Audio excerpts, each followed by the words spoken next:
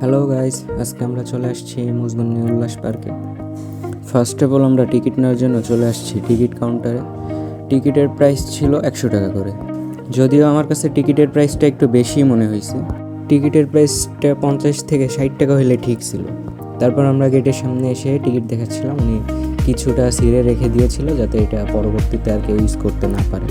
তারপর আমরা ভিতরে ঢুকে পড়ি।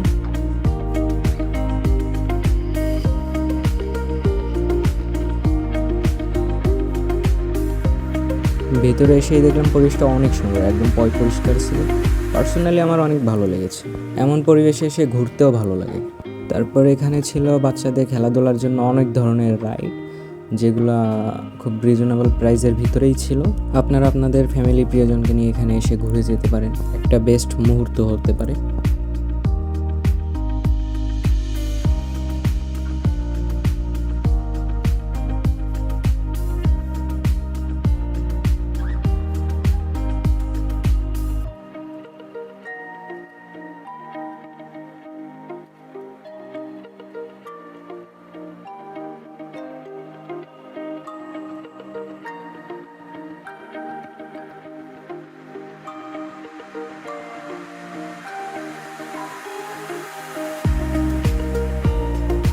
তারপর আমি চলে আসি ট্রি হাউসে।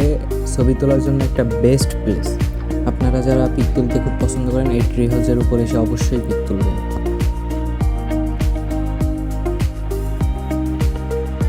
তারপর আমি চলে আসলাম লেকের পাড়ে।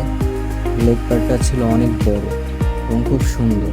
এখানে আসলে আপনার মন ভালো হতেই হবে।